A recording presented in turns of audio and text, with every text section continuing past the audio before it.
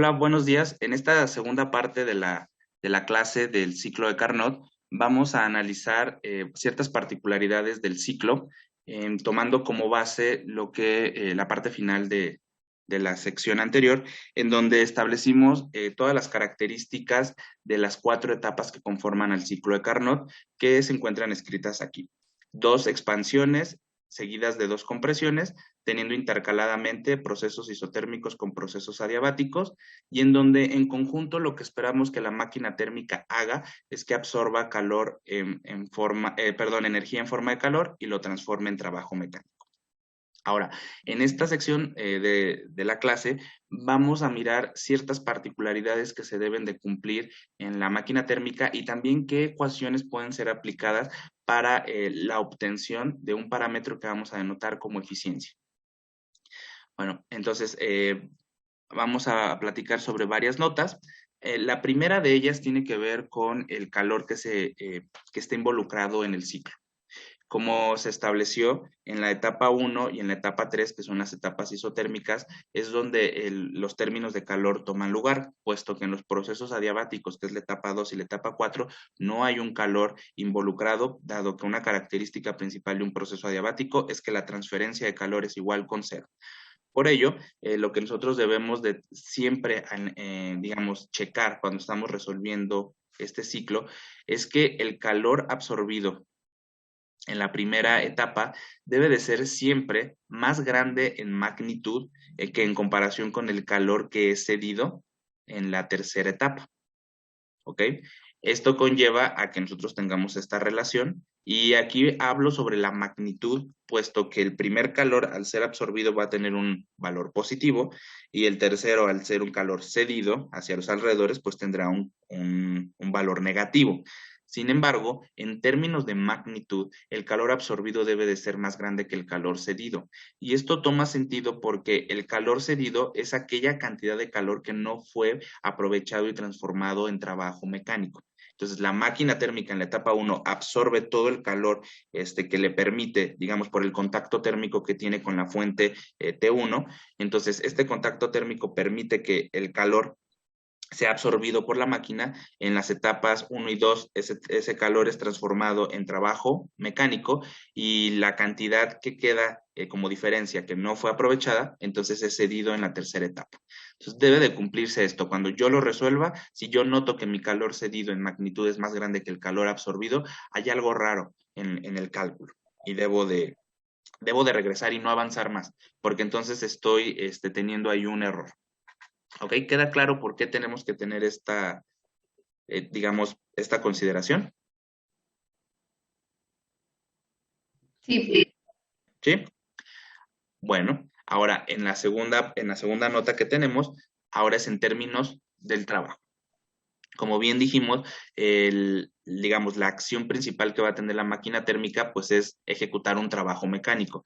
Ese trabajo mecánico, pues, desde el punto de vista del sistema, es una cantidad de energía que pierde el sistema porque la da hacia los alrededores, y entonces ese trabajo mecánico se va a dar en las primeras dos etapas, es decir, en la etapa de A a B y en la etapa de B a C. Sin embargo, en las etapas de compresión, pues nosotros también vamos a tener un trabajo, pero ese trabajo no lo ejecuta el sistema sobre los alrededores, sino lo contrario, en las etapas de compresión, los alrededores comprimen al sistema. Es decir, esta cantidad es positiva. Sin embargo, lo que nosotros queremos como objetivo de la máquina térmica es que ésta ejecute la mayor cantidad de trabajo, porque es lo que nosotros queremos, ¿no? O sea, es decir, si un auto, nosotros queremos que se desplace y que ese trabajo sea lo mayormente posible. ¿Eso qué quiere decir? Que en magnitud el trabajo mecánico que es ejecutado por la máquina, es decir, en las etapas 1 y 2, debe de ser más grande que el trabajo que se genera sobre los alrededores durante las compresiones, es decir, durante la tercera y la cuarta etapa. En magnitud, estos deben de ser más grandes para que cuando nosotros tengamos la suma de todos los trabajos que fueron realizados en el ciclo de Carnot, nosotros podamos tener este signo negativo al final en el trabajo del ciclo y entonces podamos establecer que en efecto la máquina térmica de manera global realmente sí ejecutó un trabajo mecánico sobre los alrededores. De otra forma, si los trabajos de la tercera y de la cuarta etapa fueran más grandes, conllevaría a que el trabajo del ciclo tendría una cantidad positiva y realmente esa máquina térmica no sería rentable, porque lo que estaríamos diciendo es que ese trabajo está siendo ejecutado de los alrededores hacia el sistema y entonces eso implicaría que la máquina térmica no nos está dando el trabajo mecánico que nosotros queremos, sino al contrario, nosotros tendríamos que hacerlo sobre la máquina y entonces pues esa máquina no tendría sentido. ¿Están de acuerdo?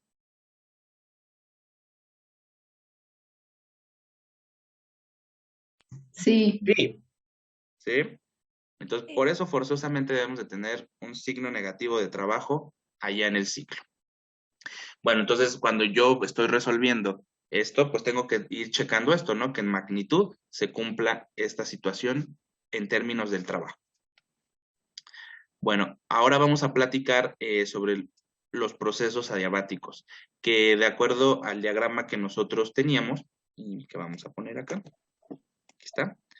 En el ciclo de Carnot, los procesos adiabáticos son, digamos, las trayectorias que se recorren en las líneas adiabáticas que están aquí ejemplificadas en rojo.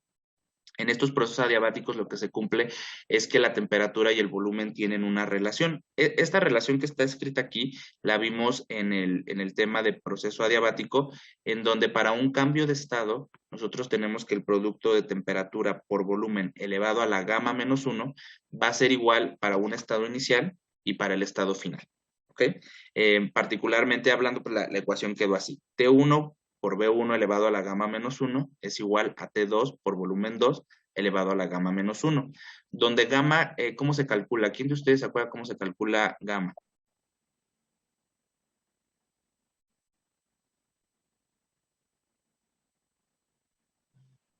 Es un cociente. es la, CP y CB, ¿no? CP molar entre CB molar. ¿Ok? Entonces, este valor de gamma pues cambia si es un gas monoatómico o si es un gas diatómico, ¿no? Y si nos dan los valores de CP o de CB, también podemos calcular un valor de gamma diferente, ¿no? Para otro componente gaseoso que no sea ni monoatómico ni diatómico. Por ejemplo, el metano, por ejemplo, ¿no? Entonces, a lo mejor allí yo les doy los valores de CP o de CB y ustedes pueden calcular el valor de gamma para ese componente gaseoso. Ahora, esta ecuación que está escrita aquí es una ecuación que relaciona la temperatura y el volumen para un cambio de estado. Y si ustedes se acuerdan de las restricciones que teníamos en el proceso adiabático, particularmente para la etapa 2 y para la etapa 4 están prohibidas las leyes empíricas de ley de Boyle, ley de Charles y ley de Gay-Lussac. Entonces, evitemos ocupar esas leyes para la resolución de las etapas adiabáticas. En vez de ocupar esas ecuaciones, acordémonos que allá tenemos otras tres ecuaciones en donde están elevadas a la gamma estas propiedades temperatura, presión o volumen, dependiendo de la relación que tengamos, allá están esas tres relaciones. Eso sería para, digamos, para las etapas adiabáticas. Para las etapas isotérmicas, pues allí qué ley podríamos ocupar, porque ahí sí podemos ocupar una ley empírica. ¿Cuál sería?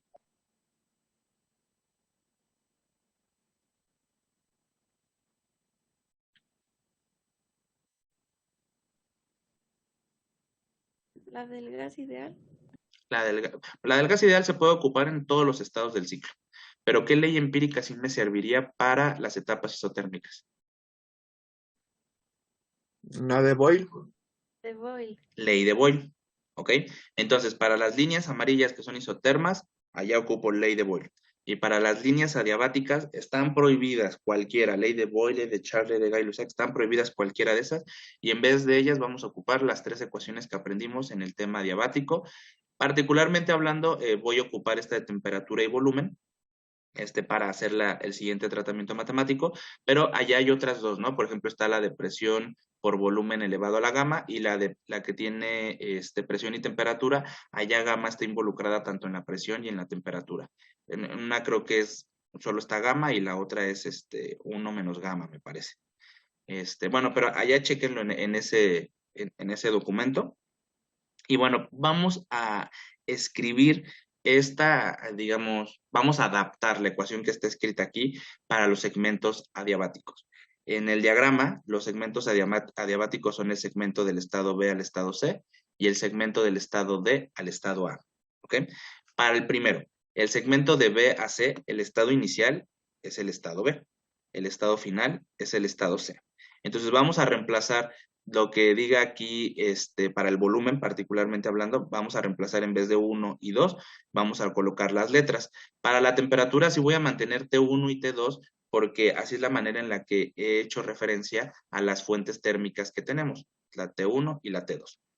Entonces, en el estado B, que sería el primero que está aquí, en el estado B, si ustedes notan, la coordenada es el volumen B, la presión B y la temperatura 1. Aquí está.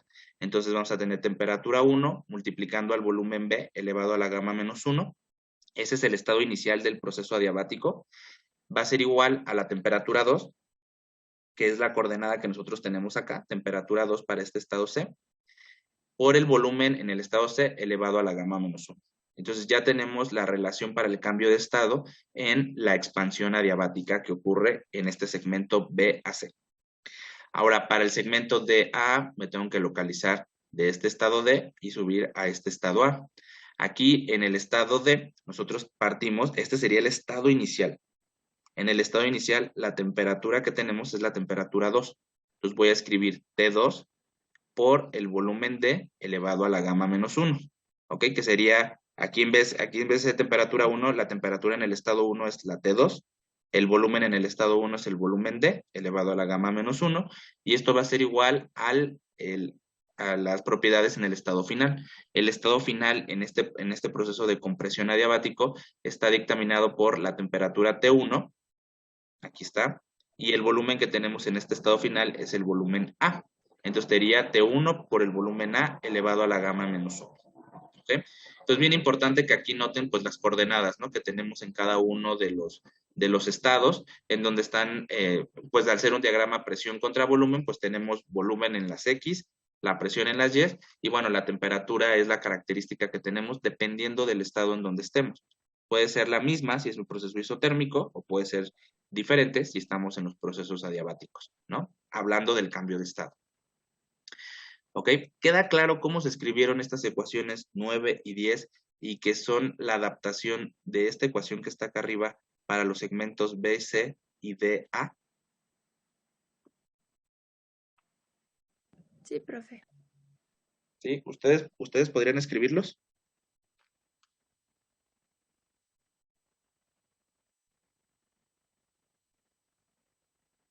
¿Quién sabe? Creo que sí. Tal ¿Sí? vez sí. Bueno, traten de ver el esquema y ustedes solitos escribirlos después de la clase para que pues quede claro, ¿no? Cómo es que estas ecuaciones se escriben. Bueno, con este conjunto de ecuaciones lo que voy a hacer es hacer un cociente. Ya saben, en el curso de termodinámica siempre hemos hecho cocientes, pero voy a tener la particularidad siguiente. A la ecuación número 10 la voy a poner en espejo, es decir, T1 la voy a poner del lado izquierdo y T2 la voy a poner del lado derecho para que tenga la misma forma que la ecuación 9. ¿Ok? La ecuación 9 tiene T1 por un volumen y acá tiene T2 por otro volumen. Entonces aquí voy a hacer lo mismo. ¿Ok? Y los voy a dividir. Bueno, la expresión que se va a obtener es la que está escrita acá. Entonces, la ecuación número 9 es la que está arriba. T1 por volumen B elevado a la gamma menos 1 es igual a T2 por volumen C elevado a la gamma menos 1. Y el que está abajo en el denominador, pues es la ecuación 10, pero como les dije, la puse en espejo. T1 por volumen A elevado a la gamma menos 1, que es el estado final de ese segmento, es igual a T2 por el volumen D elevado a la gamma menos 1, que es el estado inicial. ¿Para qué hice esto? Bueno, si yo hago el cociente de estas dos ecuaciones, puedo quitar la dependencia con la temperatura. Entonces yo al dividir T1 entre T1 pues me va a dar 1 y al dividir T2 entre T2 me va a dar 1. ¿Ok? Entonces quito la dependencia de la temperatura para el ciclo y me quedo únicamente con los 4 volúmenes que caracterizan al sistema. El volumen A, el volumen B, el volumen C y el volumen D. Todos ellos están elevados a la gamma menos 1. Es decir, entonces puedo simplificar esta expresión y escribirla como lo que está abajo. Volumen B entre volumen A elevado a la gamma menos 1 va a ser igual al volumen C entre volumen D elevado a la gamma menos 1. ¿Ok? Hasta aquí vamos bien. ¿Esta simplificación queda clara? Sí. ¿Sí? Ok. Ahora, fíjense cómo ambos términos, tanto del lado derecho como del lado izquierdo, tienen exactamente el mismo exponente gamma menos 1. ¿Qué pasa si yo paso, por ejemplo, esta gamma menos 1 la paso del lado derecho? ¿Cómo pasaría este exponente del lado derecho?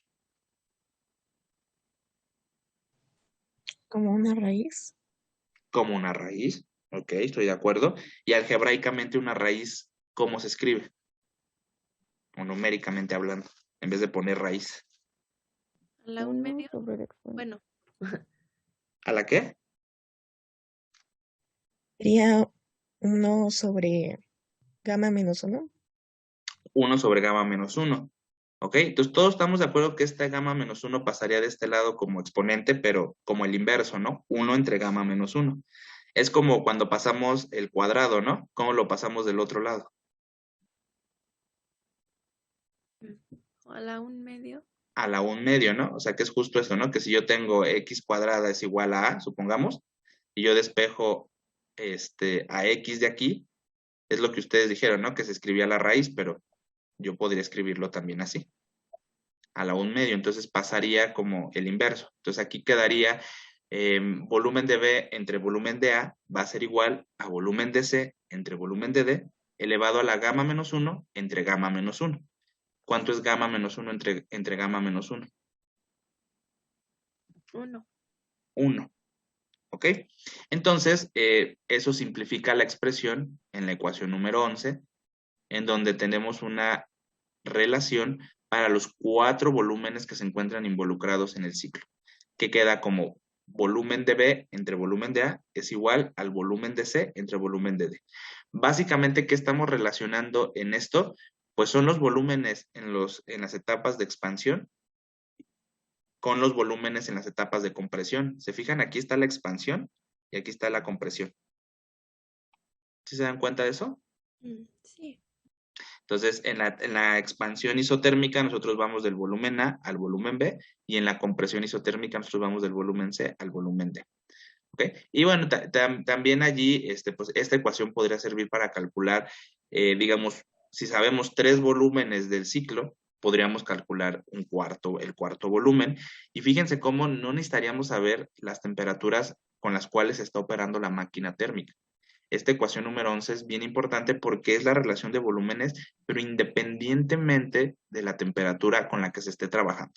Entonces, yo así conozco el volumen inicial, el volumen B y el volumen C, podría saber cuál es el volumen D que yo esperaría en el ciclo, o si fuera la incógnita el volumen C, por ejemplo, el tercer volumen, pero yo conozco los otros tres, no tengo que meterme digamos, en analizar la etapa correspondiente para el volumen C.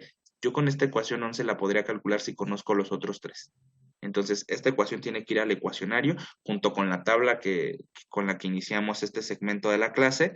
Creo que son muy importantes que los tengan cerca de ustedes cuando resuelvan un proceso que tenga que ver para una máquina térmica. ¿Estamos de acuerdo en eso? Sí. ¿Sí? Ok, muy bien.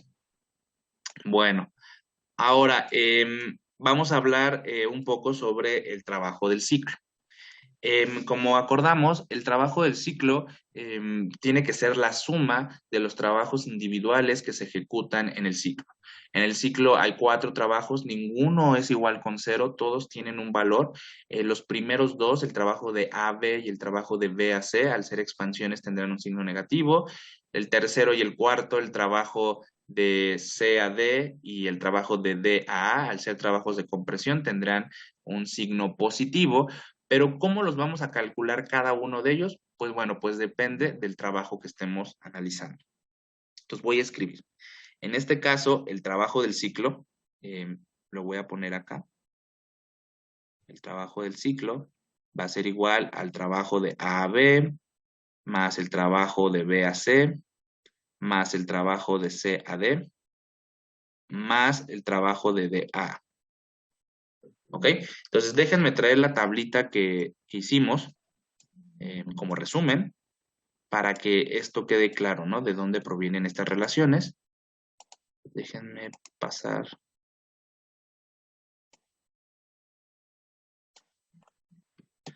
Esta tabla.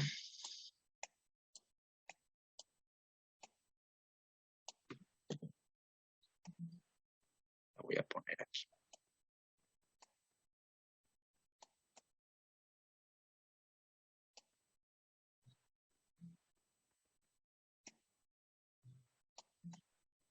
A ver, no sé si se alcanza a ver ahí.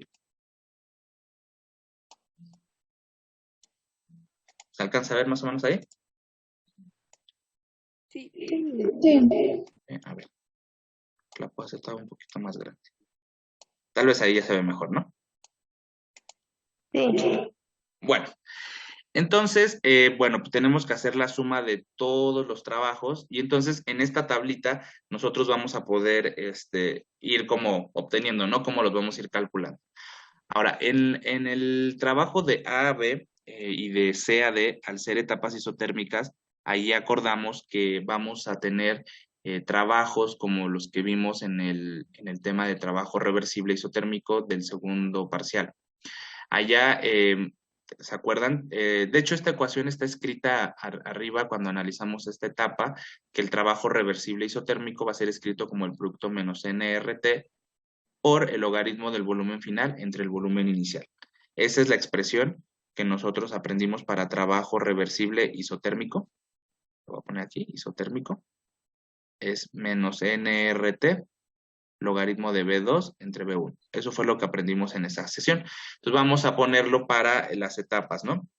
En la primera etapa de A a B, A es el estado inicial, B es el estado final, y pues la temperatura que se tiene es la de la fuente térmica 1, el reservorio caliente. Entonces vamos a escribir digamos, como ajustando esa ecuación para esta etapa. Sería menos nRT1 por el logaritmo del volumen final, que es el volumen B, entre el volumen inicial, que sería en este caso el volumen A. Entonces queda menos nRT1 por logaritmo de volumen B entre volumen A. Ahora, para la tercera etapa, que nosotros estamos hablando, ya hablamos de esta etapa isotérmica, ahora vamos a hablar de esta etapa isotérmica, pues tocaría menos nRT2, porque esta etapa de compresión ocurre con el reservorio frío, la temperatura T2, logaritmo del volumen final, en este caso el estado final es D, entonces sería volumen D, entre el volumen inicial de la etapa, que sería el volumen C. Entonces quedaría menos nRT2 por el logaritmo de BD entre BC. Y ahí nosotros ya escribimos las dos expresiones para los procesos isotérmicos. Ahora vamos a hablar de los procesos adiabáticos y para eso traje la tablita. En los procesos adiabáticos, la característica principal es que el trabajo es igual al cambio de la energía interna. ¿Ok? En ambos casos, trabajo de BAC y trabajo de DA será igual al cambio de la energía interna respectivo. Nosotros aprendimos que en la primera ley de la termodinámica que la energía interna tiene una dependencia con la temperatura y de hecho cuando analizamos estas dos etapas de manera individual, escribimos como relación, como dependencia de la temperatura, escribimos que delta U es igual al producto NCB delta T. Entonces, ahora voy a poner esa ecuación. También aprendimos que delta U de manera general siempre es igual a NCB por un delta T. ¿Ok? Entonces, si la delta U es igual al trabajo que se ejecuta tanto en la etapa 2 como en la etapa 3, entonces yo puedo escribir esta ecuación de NCB delta T para estas dos etapas. Nada más que yo tengo que tener allí la particularidad, pues, de que en una etapa se calienta el gas y en otra etapa se enfría. ¿Ok? Entonces aquí hay que recordar. En la primera etapa, que sería la de B a C, el gas se expande. ¿Ok? Entonces, si el gas se expande, el gas se enfría. Entonces, si se enfría, quiere decir que nosotros pasamos de una temperatura T1, que es la de mayor valor, a una temperatura de T2. T2 es la condición final. Entonces, vamos a escribir entonces la ecuación correspondiente. Sería el producto NCB por el delta T. El delta T sería la temperatura final menos la temperatura inicial. La temperatura final acordamos que va a ser T2 porque es la de menor valor, puesto que se enfría. Y de hecho en el ciclo, allá en la coordenada que nosotros tenemos, pues allá se ve que va de T2 a T1. A ver, déjenme traer el diagrama para que eso quede claro. Déjenme ponerlo acá. No haya como esta duda, ¿no? Está. Entonces, a ver. En la etapa diabática nosotros vamos de T1, que sería esta coordenada, vamos hacia T2. La condición final de la etapa adiabática es T2, por tanto, entonces aquí el producto va a quedar NCB por T2 menos T1, que es la condición inicial. ¿Ok? Entonces así queda el producto para la segunda etapa.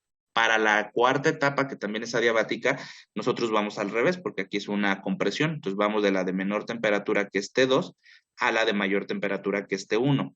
T1 es la condición final de esta etapa. Eso quiere decir que el producto que yo debo describir debe ser NCB, y el delta T va a ser T final menos T inicial. La temperatura final es T1 y la temperatura inicial es T2. ¿Ok? ¿Queda claro cómo se escribieron los 4 términos que están allí escritos? Sí. ¿Sí? Ok. Fíjense, ahora la particularidad que tenemos es que el segundo y el cuarto término son iguales en estructura, pero tienen el delta de manera opuesta. En el segundo término tenemos T2 menos T1 y en el cuarto término tenemos T1 menos T2. ¿Están de acuerdo que si yo, por ejemplo, pusiera T1 menos T2, T1 menos T2 aquí, yo tendría que tomar un signo negativo acá afuera? O sea, si invierto la posición del delta, aquí yo tendría que poner uno negativo afuera. Sí. Y entonces quedaría menos NCB por T1 menos T2, que si yo lo sumo con NCB T1 menos T2, ¿qué me daría? 1. ¿1?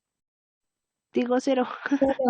Cero, cero, ¿no? Entonces son términos iguales en magnitud, digamos, pero de signo opuesto.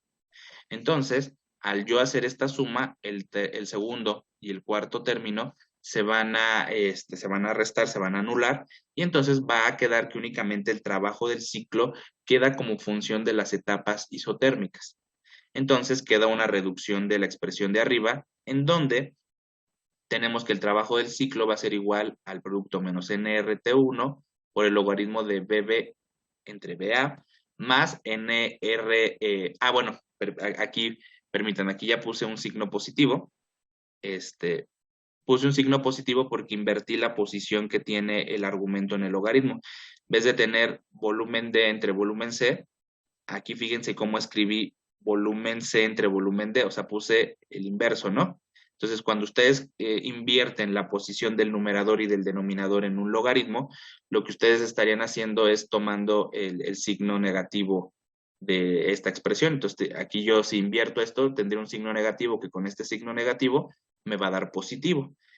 Ahorita van a entender para qué hice esto, ¿no? Pero bueno, entonces quedaría más nRT2 por el logaritmo de BC entre BD. ¿Ok? Entonces aquí invertí esta posición y por eso pasa a ser signo positivo. ¿Queda claro eso? Sí. ¿Sí? Ok. ¿Para qué hice esto? Bueno, fíjense, en la expresión número 11 que obtuvimos en el punto anterior, acá yo tengo BC entre BD. ¿Ok? Por eso invertí la posición de estos volúmenes aquí en el logaritmo, porque aquí yo tenía BD entre BC. Entonces, para yo ocupar esta ecuación 11, que sería BC entre BD, pues por eso invertí esto. ¿Qué quiere decir con esta ecuación 11? Que el volumen C entre el volumen D es el equivalente al cociente del volumen B entre el volumen A.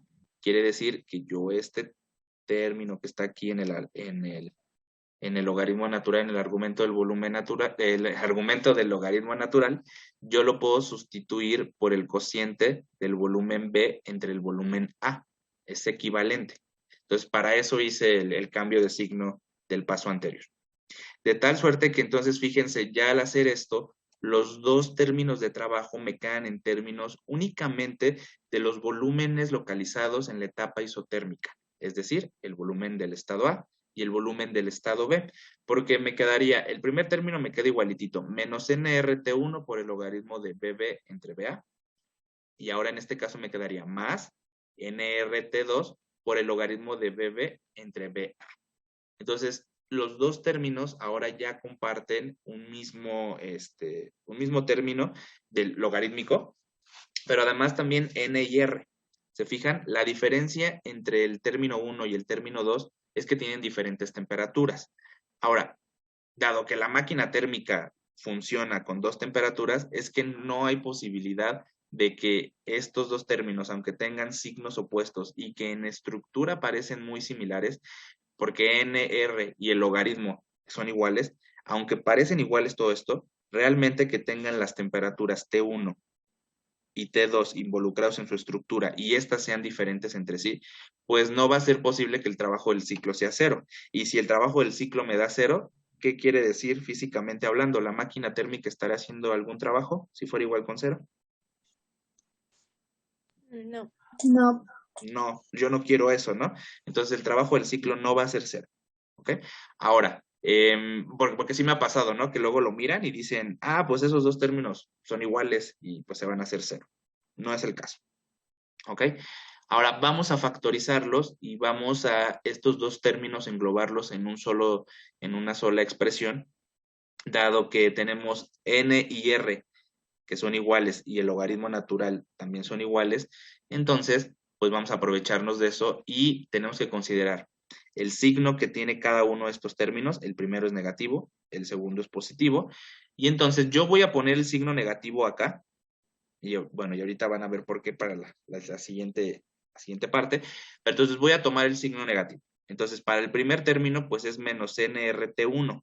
Entonces, yo aquí voy a abrir un paréntesis y a T1 la voy a poner positiva, porque cuando lo multiplique por menos NR me tiene que dar el signo negativo.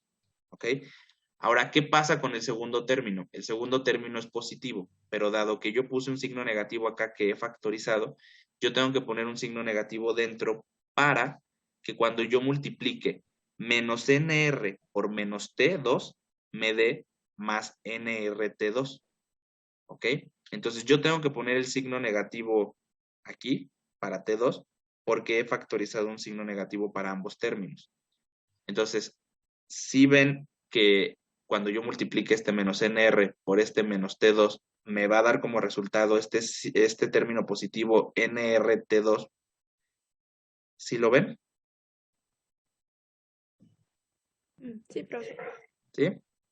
Y bueno, el logaritmo de BB entre BA se queda igual. Bueno, uno podría decir, bueno, ¿cómo saber si está bien? Bueno, pues abran el paréntesis. Si ustedes abren el paréntesis de esta ecuación número 12, el primer término quedaría menos NR por T1 por el logaritmo de esta relación de volúmenes, que es este. Y el segundo término quedaría menos NR por menos T, quedaría más NRT2 por el logaritmo del cociente de los volúmenes. ¿Ok? Entonces, esta ecuación 12 es, digamos, la simplificación de estos dos términos que se estaban sumando acá arriba. La ecuación número 12, entonces ya es una ecuación que me permite determinar el trabajo que va a ejecutar la máquina térmica y que únicamente depende de los volúmenes que se tienen en la etapa isotérmica inicial, que es la expansión. Y entonces, fíjense cómo yo no necesito saber mucha información para saber exactamente cuál es el trabajo que va a ejecutar esa máquina térmica en las condiciones de temperatura en las que va a estar trabajando, que sería T1 y T2, que son las dos fuentes térmicas. Entonces yo solo necesito saber cuáles son las dos temperaturas y cuáles son los volúmenes que se tienen en la primera etapa. Fíjense cómo el volumen C y el volumen D que vienen en las etapas de compresión, realmente no lo necesitamos saber para calcular el trabajo del ciclo. Entonces, esta ecuación número 12 también tiene que ir a su ecuacionario y les permitirá calcular de manera directa el trabajo del ciclo, que es el que nosotros tenemos aquí en la tablita. Entonces, hay de dos sopas. O yo lo calculo a través de la suma individual de todos estos trabajos, o lo calculo a través de esta ecuación número 12. Pues eso va a ser dependiendo también de la información y de lo que me solicitan. Obviamente, si me solicitan las etapas individuales y el ciclo, pues lo más conveniente sería hacer la suma y pues yo puedo con esta ecuación corroborar este valor. ¿Ok? Pero, por ejemplo, si en algún problema de manera directa solo me piden el trabajo del ciclo, pues no vale la pena que yo esté calculando individualmente todo esto si me están dando la información que en la ecuación 12 es necesaria, ¿no? Los volúmenes A y B y las temperaturas T1 y T2. Pero ambas formas de calcular el trabajo del ciclo son adecuadas, ¿no? O a través de la suma individual o a través de esta expresión de la ecuación número 12. ¿Estamos de acuerdo? Sí. ¿Sí? Entonces, fíjense, esto está padrísimo porque esta ecuación, pues solamente con la primera etapa nosotros podemos resolver y calcular el trabajo total del ciclo. Entonces, esa ecuación está bastante buena. ¿Vale? Ahí vamos bien, más o menos. Sí, profe. ¿Sí? Ok. Bueno, ¿cómo saber si una máquina térmica es buena o es mala? Allá les platicaba al inicio de esta clase que las máquinas de vapor tenían la característica de solamente transformar entre el 20 y el 25% de la energía térmica que se le suministraba y transformarla en trabajo. ¿Ok? Entonces, este 20% pues lo que nos indicaba es que el 80% se disipó y solo 20% se aprovechó. Para poder entonces hablar de una cantidad que nos permita saber qué tan bueno es el rendimiento para poder transformar calor en trabajo, pues entonces se ocupa algo que se llama como eficiencia. ¿Ok? Eficiencia yo la voy a denotar con la letra eta, aunque en la literatura también la pueden encontrar, bueno, como eta, o también pueden encontrarla, a ver, ¿qué letra es esta? Ahí sí. ¿Cómo se llama esa otra letra?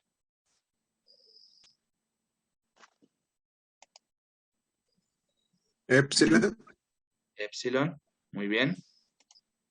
Entonces, depende allá la literatura, qué letra van a encontrar, ¿no? Pero a mí me gusta eta, ¿ok? Bueno, entonces, eta va a ser esa cantidad que me va a permitir saber pues, qué tan bien trabaja la máquina térmica, ¿ok? Entonces, para poder saber cuánto del calor que le suministramos lo transforma en trabajo, pues hay que tener una relación. Nosotros en el curso de termodinámica hemos hecho cocientes para poder comparar cantidades.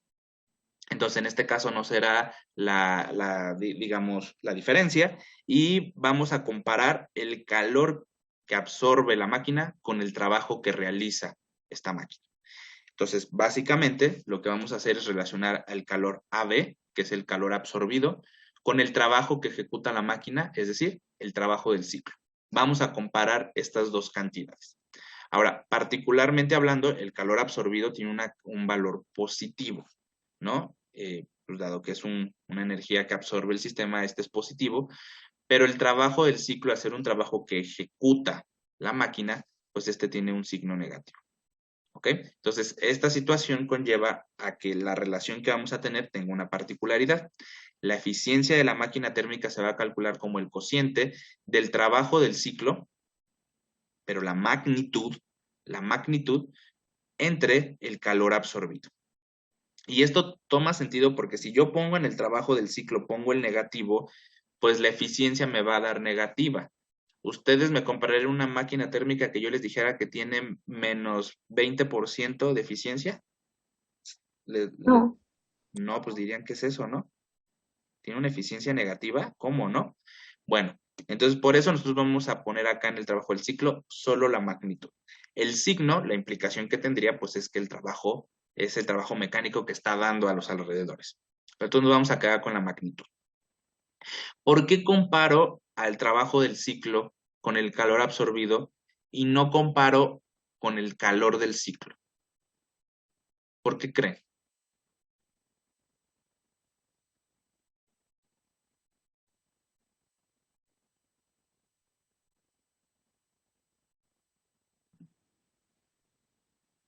Porque ese calor fue el que se le suministró inicialmente, ¿no? Y pues Ajá. tendría que ver con la eficiencia.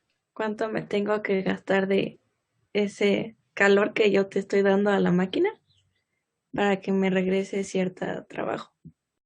Ajá, ok. Y el calor del ciclo es como la diferencia del calor que le diste y el calor que no se aprovechó. Entonces, por eso no podría poner el calor del ciclo. ¿Sí están de acuerdo en eso? Sí, ¿Sí? Ok. Bueno, entonces, el trabajo del ciclo es la expresión de la ecuación número 12. ¿Ok? Dado que es la magnitud, pues no voy a poner únicamente este signo que está acá. Y entonces voy a escribir NR por la diferencia de T1 menos T2 por el logaritmo natural del volumen B entre el volumen A. Eso es lo que está escrito aquí. Realmente es la magnitud de la ecuación número 2. Y ahora el calor absorbido. Bueno, el calor absorbido, me voy a la tablita. Calor absorbido en la primera etapa es igual al menos trabajo de A a B. Esto resultó por la simplificación de la primera ley de la termodinámica para el proceso isotérmico y entonces conlleva de que este término que yo quiero comparar va a ser igual al menos trabajo de AB. De acuerdo a lo que escribimos en estas etapas de trabajo, el trabajo de AB es el que está aquí, es el primer término de esta suma de 4 trabajos que realizamos acá arriba. Trabajo de AB es menos nRT1 por el logaritmo de BB entre BA. Dado que el calor es igual al menos trabajo, entonces quiere decir que es esta misma cantidad, pero multiplicada por menos. Eso quiere decir que el calor absorbido va a ser igual a nRT1 por el logaritmo de BB entre BA. ¿Ok? Y esa es la cantidad que yo he escrito acá abajo. nRT1 por el logaritmo de BB entre BA. Fíjense cómo esa información la extraje de la tabla. Por eso les digo que esta tabla es importante que la tengan cerca de ustedes. ¿Ok? Entonces, ¿entendemos de dónde salieron estas dos expresiones? Sí. ¿Sí? Ok, eso está escrito aquí abajo. ¿Vale? Ahora, cuando yo hago este cociente, pues noto que el producto NR está en ambos términos, tanto en el numerador como en el denominador, y al ser un producto el que tengo también en el numerador y en el denominador, pues NR entre NR me va a dar 1, y fíjense cómo también los logaritmos, logaritmo de BB entre BA está tanto en el numerador como en el denominador, y entonces eso se va a hacer también 1. Fíjense entonces cómo la eficiencia va a quedar únicamente en términos de la temperatura de las dos fuentes térmicas con las que tiene contacto la máquina térmica, la T1 y la T2. Entonces voy a escribir la simplificación acá arriba. Me queda que entonces la eficiencia de la máquina térmica es igual a T1 menos T2 entre T1, o escrito de otra manera, quedaría como 1 menos T2 entre T1. Entonces, la eficiencia de la máquina térmica es la ecuación número 13, y esta ecuación también debe de ir a su ecuacionario, porque esta ecuación les va a permitir determinar la eficiencia de la máquina térmica únicamente conociendo las temperaturas con las que opera la máquina térmica, la T1 y la T2. Entonces está bastante buena esta ecuación, porque con yo solo saber cuál es el reservorio caliente y el reservorio frío, puedo decirles en isofacto cuál sería el valor de la eficiencia para esa máquina térmica que tú quieres proponer. Entonces no necesito saber ni siquiera los volúmenes, no necesito saber cuál es la presión que tiene el sistema, con que tú me digas los valores en los cuales tú deseas operar esta máquina térmica en términos de las fuentes térmicas, yo te voy a decir en inmediato cuál es el valor de eficiencia que vas a tener. Ahora, la eficiencia es una cantidad adimensional. Realmente no tiene unidades porque el cociente T2 y T1 pues realmente pues se van a cancelar allí las unidades. Aquí hay que recordar que si tenemos cocientes de temperatura se deben de ocupar unidades de temperatura en escala absoluta y no en escalas relativas. Celsius y Fahrenheit no deben de ser ocupadas para determinar la eficiencia. ¿Por qué? Porque un cociente de temperatura está involucrado en este cálculo. Eso hay que recordarlo. Ahora, es una cantidad dimensional y los valores entre los que va a oscilar va a ser entre 0 y 1. Entonces voy a tener eficiencias que podrían ser 0 y también eficiencias que podrían ser 1. Una eficiencia de 1, ¿qué nos diría?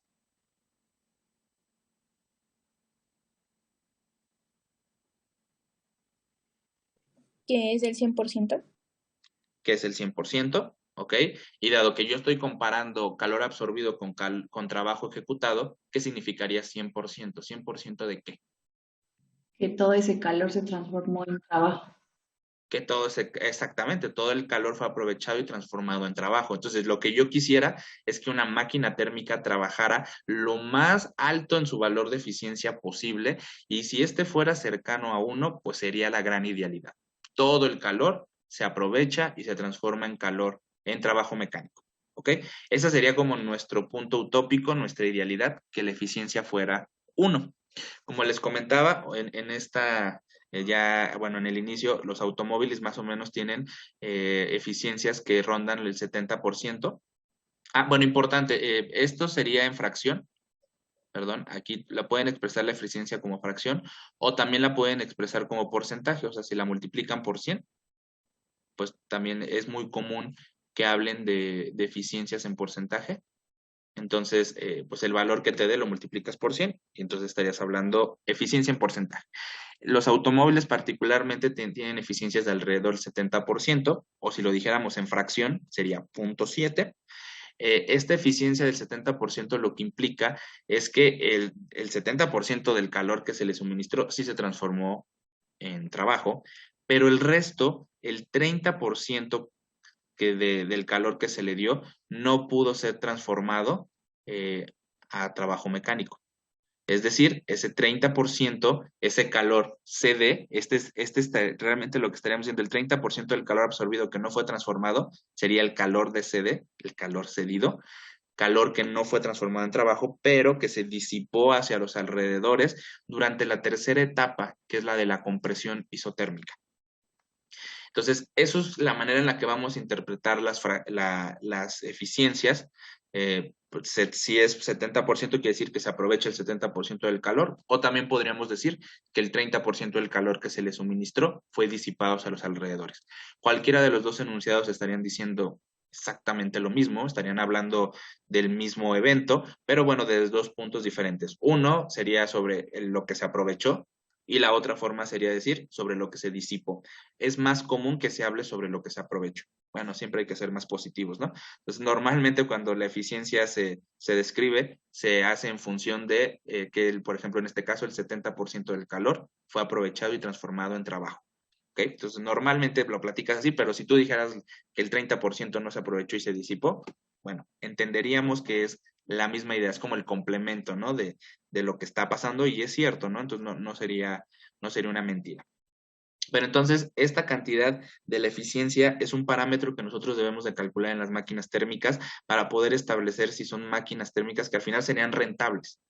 Porque, por ejemplo, si yo tengo una máquina térmica con 40% de eficiencia, ¿ustedes dirían que eso es rentable? No. No, ¿No? ¿Desde cuánto ustedes dirían que es rentable? Ustedes que van a ser los próximos empresarios. Un 70-80. 70, 80. Bueno, que hoy en día tenemos eso, ¿no? Pero imagínense cuando la máquina de vapor existía, 25%, ¿no? Era como su eficiencia. Cuando alguien propuso uno de 40%, en aquel momento, ¿esa máquina térmica era rentable? Si partíamos de que teníamos una de 25%. Ah, sí. sí, Entonces, también es como función, ¿no? De en qué momento estamos, ¿no? Obviamente en este caso, pues si yo propongo una máquina con una eficiencia superior a la que tienen los automóviles del 70-75%, pues claro que en el mercado dirían, pues esta máquina es rentable, aunque idealmente el valor que debería tener la eficiencia debería ser 1. ¿Ok? Pero no va a ser 1 porque evidentemente 2 etapas de este ciclo propuesto por Sadi Carnot contienen procesos adiabáticos en donde la característica principal es que no se ceda calor hacia los alrededores. ¿Y para qué? ¿Y para qué entonces tenemos las etapas adiabáticas? Las tenemos para que no se disipe ese calor hacia los alrededores. Obviamente estas paredes adiabáticas que tenemos no son al 100% y es inevitable que una cantidad de energía térmica sea disipada hacia los alrededores. Por eso es que no tenemos eficiencias, pues 1, ¿no? Tenemos valores ya, pues a 70% comparado con la máquina de vapor están dignos, pero evidentemente no tenemos paredes adiabáticas al 100% y eso limita que alcancemos valores de eficiencia cercanos a 1. ¿Eso más o menos queda claro? Profe, tenía una duda. ¿Puede Ajá. repetir la razón de por qué no se puede usar en la eficiencia del trabajo el calor absorbido del ciclo? Ajá, porque, a ver, bueno, me voy a la tablita. A ver, fíjese acá, el calor del ciclo es igual a la suma del calor absorbido más el calor cedido. ¿Está de acuerdo? Sí. ¿Sí? Pero este calor cedido es la cantidad de calor que no se aprovechó de lo absorbido. Entonces, cuando yo sumo estos dos, ¿qué me daría? 1. No, No, 0, perdón. no, tampoco le va a dar 0. A ver, imagínese que yo le di 10 pesos y usted Ajá. fue a la tienda y solo gastó 8. ¿No? Ujú. ¿Sí? ¿Cuánto le quedó? 6. No, perdón, 2 pesos. 2 pesos. Entonces, cuando usted hace eso, pues le quedan 2 pesos acá abajo. 2 pesos es la cantidad inicial que usted tenía, Ah, no, ok, ya ¿no? entendí. Entonces, por eso es que nosotros hacemos la referencia con lo de partida, ¿no? Lo de partida sería lo que absorbió totalmente la máquina, porque cuando hacemos la suma de lo absorbido menos lo cedido, lo que estaríamos diciendo es de todo lo que absorbió, una parte la transformó en trabajo y la que no transformó en trabajo, entonces cedió. Pero esta cantidad de calor proviene de esta cantidad absorbida. ¿Sí se da cuenta? Sí, Entonces, para decir cuánto la máquina térmica realmente transformó, nosotros tenemos que hacer referencia al calor total que absorbió. Y el calor total que absorbió es el de esta etapa, no el del ciclo. ok, sí, ya ¿Sí, entendí. sí se da cuenta? Sí, profe. Vale, muy bien. Gracias. ¿No de qué? Bueno, entonces, esta es una forma en la que vamos a calcular la eficiencia como función de la temperatura. Hay otra manera en la que podemos también calcularla y esta es en función del calor absorbido y del calor cedido. Entonces, de nueva cuenta voy a escribir la expresión que tenemos para la eficiencia, que acordamos que la eficiencia va a ser el cociente entre la magnitud del trabajo del ciclo entre el calor absorbido. Ahora, el calor absorbido lo voy a poner igualitito, es decir, el denominador no va a cambiar, pero el numerador sí va a cambiar. Entonces, el trabajo del ciclo, me voy a ir a la tablita, otra vez. Entonces, fíjense, el trabajo del ciclo es igual al menos el calor del ciclo es igual al menos trabajo del ciclo, ¿ok? Y el trabajo del ciclo, acordamos que pues va a ser la suma pues, de todas las etapas y el calor del ciclo va a ser la suma de todas las etapas. ¿Estamos de acuerdo en eso? Entonces, si yo tengo que esto es igual en magnitud, pero de signo opuesto, entonces yo me voy a ir para acá. A ver, entonces el trabajo del ciclo es igual al menos calor del ciclo, aquí está escrito, y por su parte el calor del ciclo es la suma de todos los calores involucrados en el ciclo. En este caso, pues solo hay 2 calores, realmente el de AB y el de CAD, porque los otros 2 son igual con 0 porque son etapas adiabáticas, y entonces quedaría que el trabajo del ciclo es igual al menos calor del ciclo, entonces sería menos la suma de calor absorbido más el calor cedido, pero como vamos a tomar la magnitud del trabajo del ciclo, entonces yo al tomar la magnitud de este, también te estaría tomando la magnitud de esta suma, entonces el signo negativo no lo voy a considerar, y entonces la magnitud del trabajo del ciclo va a ser igual a la suma de calor absorbido más calor cedido. ¿Ok?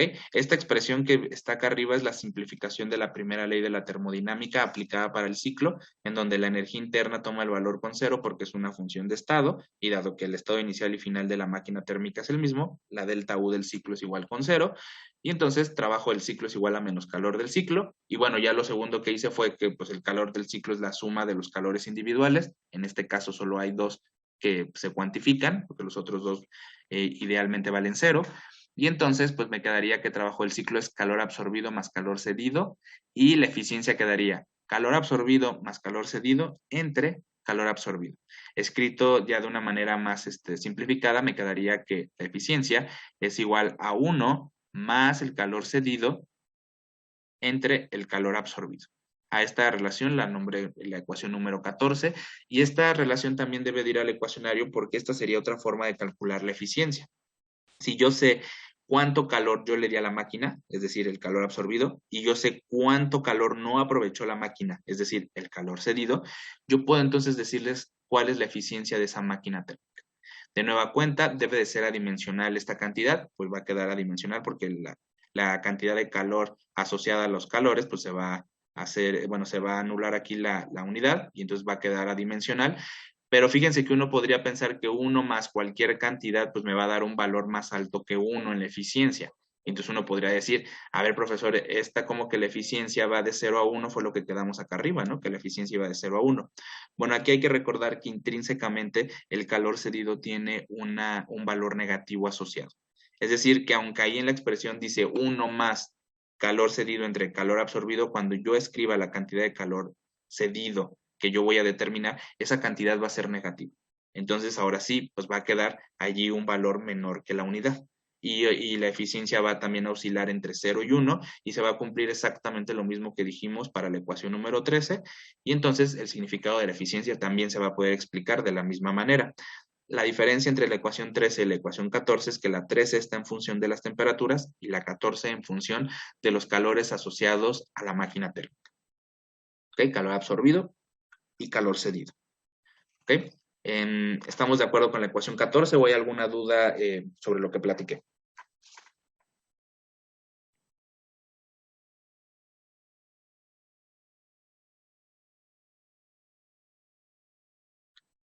¿Todo bien? Sí, todo bien. Bien, bueno, ahora voy a, dado que tengo dos expresiones para la eficiencia, la ecuación 13 y la ecuación 14, las voy a relacionar. La manera en la que las voy a relacionar va a ser a través de una diferencia. ¿Ok? Voy a restar la ecuación 14 menos la ecuación 13 y entonces pues tengo la expresión de abajo, ¿no? Del lado izquierdo pues me quedaría eta menos eta, entonces pues es lo que tengo del lado izquierdo.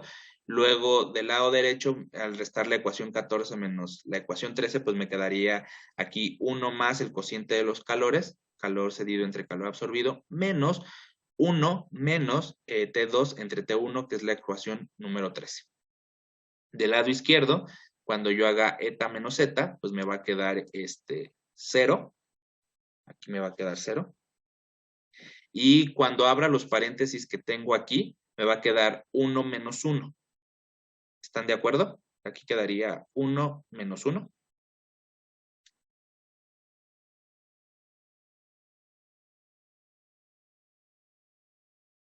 ¿Sí o no? Bueno, lo voy a escribir. Bueno, lo voy a escribir.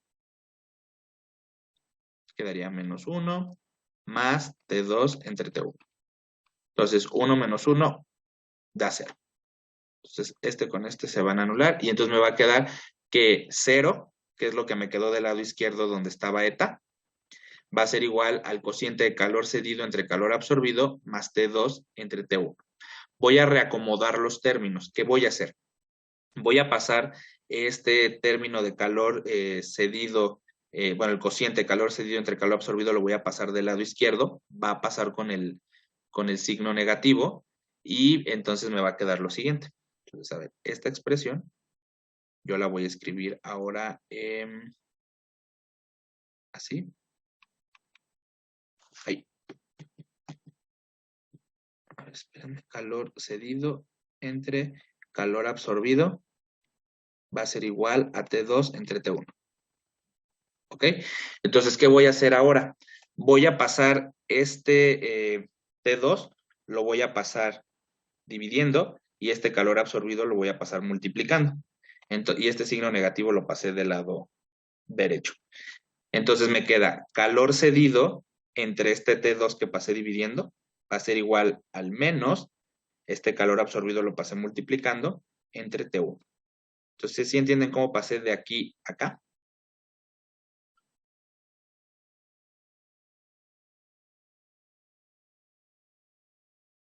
¿Sí se dan cuenta o no? Sí. ¿Sí? Ok. Ahora, este calor, este cociente de calor entre temperatura que está negativo, lo voy a pasar del otro lado sumando, y entonces me va a quedar que calor absorbido entre temperatura 1 más calor cedido entre temperatura 2 va a ser igual con 0. ¿Ok? Fíjense cómo aquí me quedan los dos términos de calor, cada uno referenciado con digamos, el reservorio que se ocupó o la fuente térmica que se ocupó. Entonces, queda como una suma de cocientes de calor entre trabajo. ¿Ok? Esta suma, pues, dado que está siendo aplicada para el ciclo, yo podría escribirla, esta ya digamos que es su forma, pues, final, pero si nosotros vamos hacia atrás, o sea, vamos como de la respuesta hacia el origen, como que normalmente siempre vamos de la forma diferencial hacia la respuesta integrada, ahora voy a ir al revés. Yo tengo la forma integrada y voy a ir al revés. La suma de términos es también el equivalente de lo que ustedes les enseñaron en términos de diferenciales. Cuando ustedes suman las diferenciales, es básicamente lo que estamos haciendo con la integral.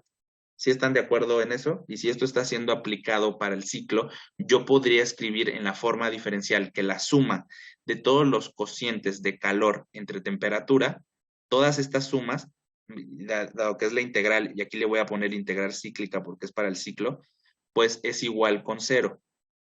Sí me dejarían pasar al revés, digo, de ir de la ecuación 15 a ir a la ecuación 16, pero sería como hacer el proceso opuesto de lo que normalmente hacemos. Profe, ¿puede repetir eso, por favor? Sí, claro, cuando ustedes les enseñaron, bueno, por ejemplo, en la integral les enseñaron que es la suma de las diferenciales, ¿no? ¿Sí está de acuerdo? Sí. ¿Sí? Entonces, en este caso, si yo sumo todos los cocientes de calor y temperatura, que bueno, que aquí resultaron ser 2, pero están siendo aplicados para el ciclo. Entonces, si yo sumo las diferenciales de los cocientes de calor entre temperatura para el ciclo, es como si yo estuviera haciendo la integral y la respuesta de esta integral es la ecuación 15. Entonces, permítanme pasar ahora al revés de lo que normalmente hacemos, pasar de la ecuación 15 y escribir la forma diferencial de esto. Y la integral lo que estaría representando sería la suma de estas diferenciales. La diferencial del calor, ahí tenemos que recordar que es una diferencial inexacta. Entonces, por eso aquí le he puesto esto. Entonces, dado que lo estoy aplicando para el ciclo, ahora no solo sería también la integral, sino sería la integral cíclica de las diferenciales de calor entre temperatura van a ser igual con 0. Ok, sí. Gracias. ¿Un poco mejor? ¿Ok? Bueno, Sí. entonces, dado que nosotros tenemos esta integral que pues todos estos segmentos de calor divididos entre temperatura, yo los sumo y me va a dar igual con 0, cuando yo hago el cociente de una función, que en este caso el calor es una función inexacta, pero cuando yo la divido entre la temperatura, esa función yo la hago una función de estado. Entonces, cuando yo normalizo con respecto a la temperatura, paso de una función de trayectoria a una función de estado. Pues se dieron cuenta de eso y entonces, dado que esto está igual con 0, ¿cuáles son las propiedades que son igual con 0 en el ciclo?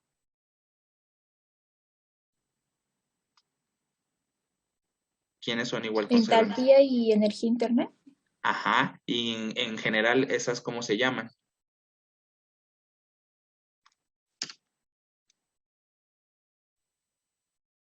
Funciones de estado. Las funciones de estado. Entonces, quien vio esto y lo escribió en su forma diferencial, dijo, ah, caray, este cociente de calor entre temperatura puede ser una función de estado. ¿Ok? A esa función de estado la denotaron como entropía y la escribieron con la letra S, S mayúscula.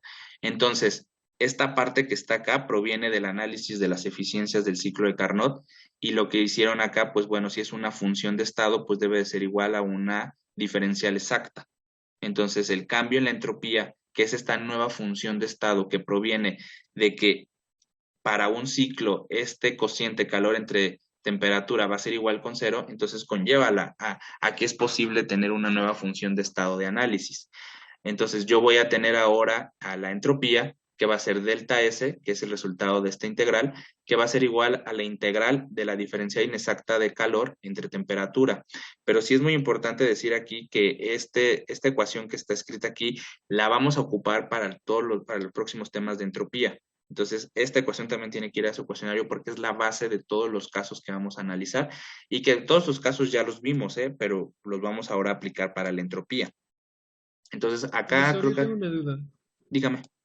En todo caso, también se puede realizar lo mismo para el trabajo, ¿no? Porque casi por definición, cuando se hace una integral de línea cerrada, siendo en este caso el trabajo, pues también daría 0. Entonces también podría decirse que es una función de estado, ¿no? Lo que pasa es que la de trabajo, pero debería también tener una relación con la temperatura. O sea, no solo aquí es el calor, sino aquí es el cociente de calor entre temperatura. Entonces, si tú haces ese, también debería quedar aquí trabajo entre temperatura. Y ahí sí sería análogo, ahí sí estaría de acuerdo. Pero tendría que tener también un signo negativo. ¿Estás de acuerdo en eso? Mm, Creo que sí. Sí, porque en el ciclo, ¿qué pasa con el calor y el trabajo? Son iguales en magnitud, pero de signo opuesto. ¿Estás de acuerdo? Sí. Entonces deberías describirlo acá en términos de menos el trabajo reversible, la diferencial inexacta del trabajo reversible. Y ahí sí, pero solo trabajo no sería conveniente. y no sería equivalente. Vale, vale, gracias. ¿Sí? Vale. Bueno, entonces acá, bueno, lo que viene, bueno, acá está lo que les platicaba, que cuando nosotros tenemos esta diferencia inexacta de calor y la dividimos, la normalizamos o la dividimos entre temperatura, a ese conjunto ya eso es una diferencial exacta, ¿ok? Y básicamente, ¿para qué vamos a ocupar la entropía? La entropía es el primer criterio de espontaneidad que vamos a tener. Y digo el primero porque no es el absoluto, ¿ok? Cuando nosotros calculemos la entropía, si la entropía resulta ser positiva, se va a establecer que ese proceso ocurre de manera espontánea, ¿ok? Por primera vez he mencionado la palabra espontánea en el curso. ¿Y qué quiere decir de manera espontánea? Quiere decir que el proceso o la reacción, porque también lo vamos a poder aplicar para reacciones, ocurre tal cual nosotros lo estamos escribiendo. Es decir, esa es la manera natural en el que el proceso ocurre. Por ejemplo, cuando yo pongo un gas en un contenedor, ¿qué le pasa a ese gas? ¿Qué es lo que naturalmente hace el gas? Cuando lo pongo en un contenedor de volumen, lo que ustedes quieran. Ocupar todo el espacio disponible. Ocupar todo el espacio disponible, es decir, expandirse. ¿Ok? Entonces, el proceso espontáneo que si nosotros estuviéramos analizando para un gas, pues debería ser la expansión. Los gases se van a expandir y ese será el proceso espontáneo. Por el contrario, el proceso opuesto, que debería de tener una entropía negativa, se le va a denotar como un proceso no espontáneo. En este caso, la compresión de un gas no es un proceso espontáneo.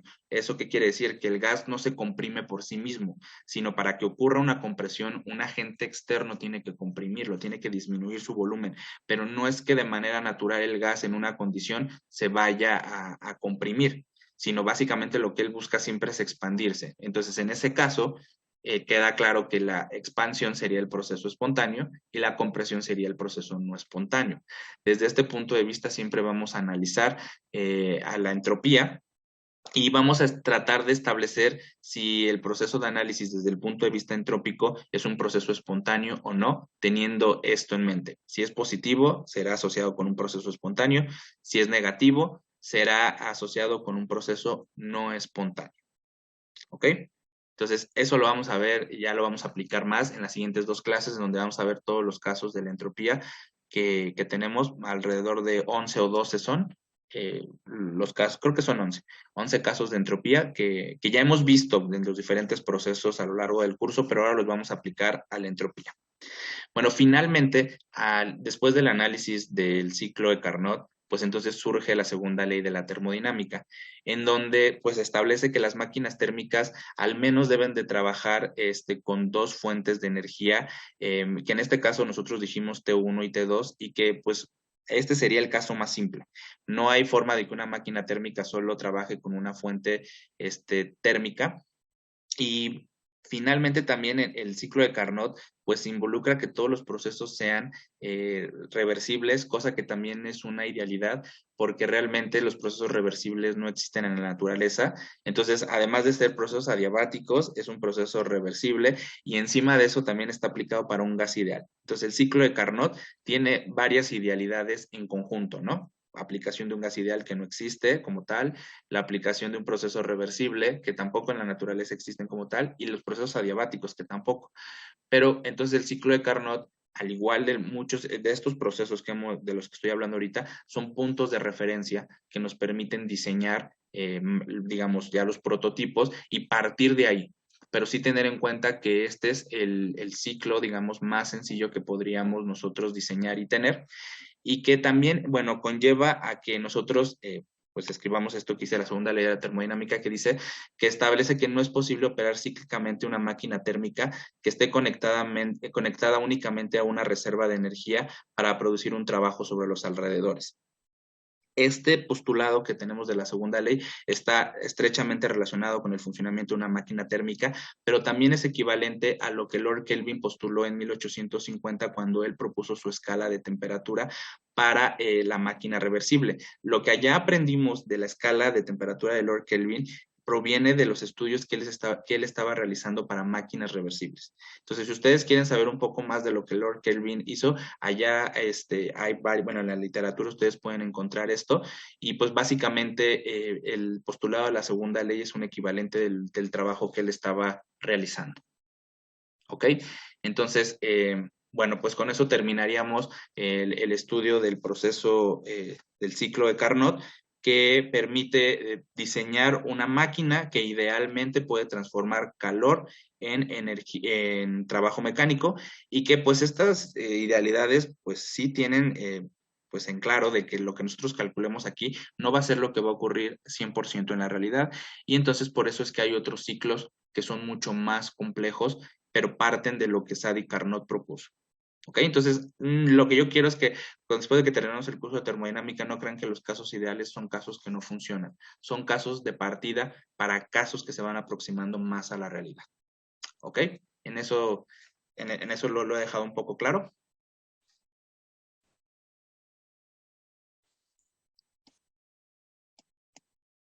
Sí. Sí, ya más. Bueno, ahora, aquí les dejo 4 problemas que van a incluir la tarea moral de este segmento de este tema, donde todo pues está asociado al cálculo ya sea del ciclo de Carnot, que sería el problema 4, y algunas características allí que les pido, ¿no? Que digan, ¿no? ¿Qué pasa con la eficiencia y qué ocurre, ¿no? Si el ciclo de Carnot ocurre al revés, ¿qué tipo de máquina? A ver si la encuentran. ¿Qué tipo de máquina nos estamos refiriendo si recorremos el ciclo de manera opuesta? ¿Ok? Aquí viene, ¿no? El camino, la trayectoria. Y bueno, aquí el problema 1, creo que ya casi lo resolvimos la sesión donde vimos proceso adiabático, pero bueno, aquí quiero que lo pongan en términos de gamma. Y bueno, esta tarea se va a entregar junto con la tarea del proceso adiabático, y ya la puse en el Google Classroom. La fecha de entrega será el viernes próximo, hasta la medianoche tienen para entregarla. ¿Ok? Y bueno, pues con eso terminamos esta sesión. Muchas gracias por su atención. Gracias, profe. Hasta luego. Gracias, profe. Hasta luego. Gracias, profe. Bye. Hasta luego, que tengan buen día. Gracias, hasta luego. Pon en práctica lo aprendido en esta clase. Nos vemos en la próxima.